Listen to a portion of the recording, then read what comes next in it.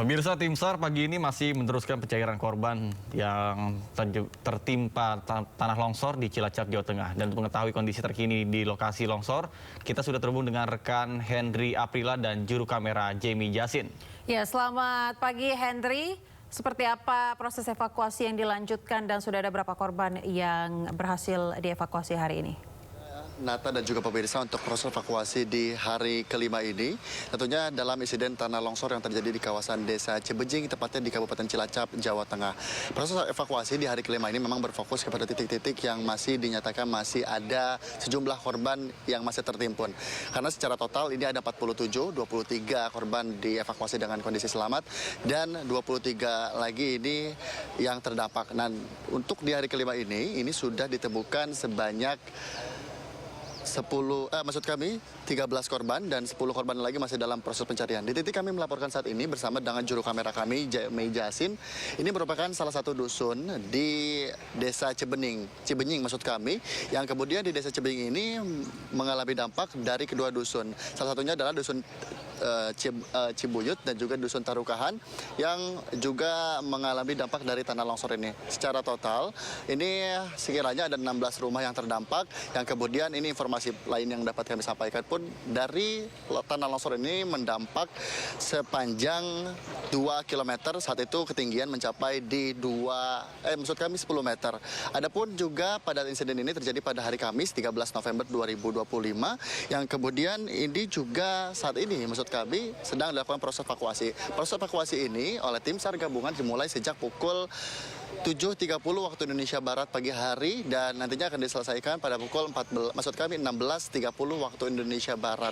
Dan adapun untuk cuaca saat ini, Nata, Ayah dan juga pemirsa, ini cukup cerah di pagi hari. Namun seminggu belakangan ini memang cuaca di kawasan Cilacap ini sering terjadi hujan di sore hari sampai dengan di malam hari. Tentu ini menjadi antisipasi untuk para tim SAR gabungan dalam proses evakuasi. Dalam penggunaan ataupun dalam proses pencarian ini menggunakan 23 eskavator ataupun alat berat yang kemudian dalam penggunaan eskavator ini juga untuk mengeruk sejumlah tanah-tanah yang masih tertimbun yang dinyatakan masih ada pemukiman warga dan diharapkan masih menemukan sejumlah korban yang masih dinyatakan hilang. Dan tidak hanya itu, tidak hanya menggunakan eskavator saja, namun juga menggunakan anjing pelacak dalam proses evakuasi korban yang masih tertimbun. Sekiranya ada 10 korban lagi yang masih tertimbun di kedua dusun. Kalau secara titik, informasi yang kami terima dari BNPB, sekiranya ada 5 titik yang dibagi menjadi sektor A dan juga sektor B. Untuk sektor A sendiri ini dibagi menjadi 3, sektor A1, kemudian sektor A2 dan juga sektor A3. Dan tidak hanya itu, Nata, di sektor B juga ada B1 dan juga B2 yang kemudian titik-titik yang masih dicari adalah di Desa Cibuyut dan juga di Desa Tarukahan. Dan Nata dan juga pemirsa, kalau memang sedikitnya juru kamera kami juga akan menunjukkan kondisinya saat ini, di mana memang tanahnya sudah mulai kering dibandingkan dengan kemarin yang sempat turun hujan dengan intensitas yang cukup tinggi, sehingga ini dalam proses evakuasi mempermudah tim SAR gabungan untuk mencari sejumlah korban yang masih tertimbun.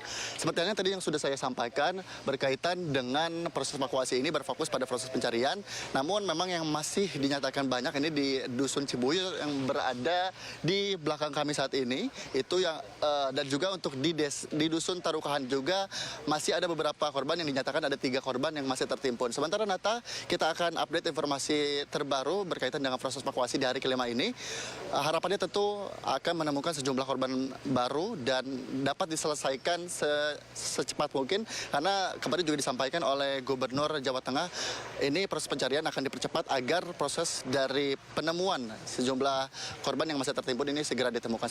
Sementara Nata dan juga Ayah. Baik, Henry, apakah Anda mendapat informasi terbaru terkait dengan update kondisi korban yang selamat dan juga dilarikan ke rumah sakit dengan mengalami luka-luka? Nata, berkaitan dengan proses evakuasi korban yang dinyatakan selamat, ini disampaikan juga oleh tim SAR gabungan bahwa memang kebanyakan dari sejumlah korban ataupun warga yang selamat dalam insiden ini memilih untuk melakukan evakuasi mandiri, baik itu ke kediaman keluarganya yang masih berada di kawasan Cilacap maupun ke kediaman tetangga yang masih berada di titik-titik paling aman. Dan tidak hanya itu, Nata, berkaitan dengan sejumlah warga yang rumahnya masih berada di titik-titik dari dari longsor ataupun radiusnya cukup dekat, ini pun juga sudah dievakuasi ke titik-titik yang paling aman, bahkan mereka juga memilih untuk melakukan evakuasi mandiri. Dan tentunya saat ini pun juga kami lihat dari sejumlah rumah yang masih berada di titik lokasi ini sudah mulai dikosongkan sejak hari kedua proses evakuasi.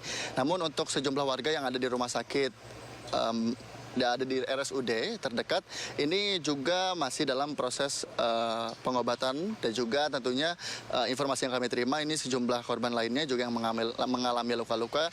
Kini kondisinya cukup membaik, namun kembali kami sampaikan bahwa berkaitan dengan warga yang dinyatakan selamat, ini memilih untuk melakukan evakuasi mandiri dan juga ada beberapa warga yang terdampak yang dengan kondisi selamat ini memilih untuk berada di posko evakuasi yang berada di dekat dengan Dusun Ciboyot. Sementara Nata. Ya. Baik. Baik, terima kasih Henry Aprila melaporkan langsung dari lokasi kejadian longsor. Selamat bertugas kembali dan jaga kesehatan. Informasi lainnya pemirsa, Roy Suryo, Rismon Sianipar, dan Dr. Tifa untuk sementara bisa bernafas lega setelah ditetapkan sebagai tersangka dan diperiksa di Polda Metro Jaya. Ketiganya tidak langsung ditahan dengan alasan mengajukan saksi dan ahli yang meringankan.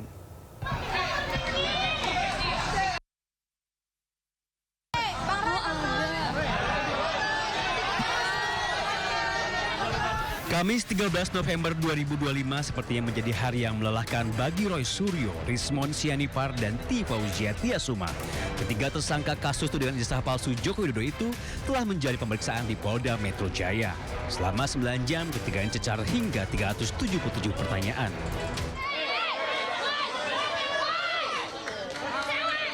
Sekitar pukul 20 malam, Roy Suryo CS akhirnya keluar ruangan pemeriksaan dan diperbolehkan pulang alias tidak ditahan. Polisi mengatakan pemeriksaan pertama ini tidak berujung penahanan, lantaran ketiganya mengajukan saksi dan ahli yang meringankan. Karena ketiga tersangka mengajukan ahli dan saksi yang meringankan. Tentunya dalam hal ini kami sebagai penyidik harus menjaga keseimbangan keterangan dan informasi sehingga proses penegakan hukum ini adil dan berimbang. Kami akan melakukan konfirmasi dan pemeriksaan terhadap saksi yang diajukan, saksi yang meringankan, begitupun juga terhadap ahli yang meringankan atas permintaan atau permohonan para tersangka. Hingga kini Roy Suryo CS maupun pihak penyidik belum membeberkan siapa yang dijadikan saksi dan ahli hingga membebaskan ketiganya dari penahanan. Sebelumnya Polda Metro Jaya menetapkan 8 orang tersangka dalam kasus tudingan ijazah palsu Joko Widodo dan dibagi ke dalam 2 klaster. Tim Liputan Ainus melaporkan.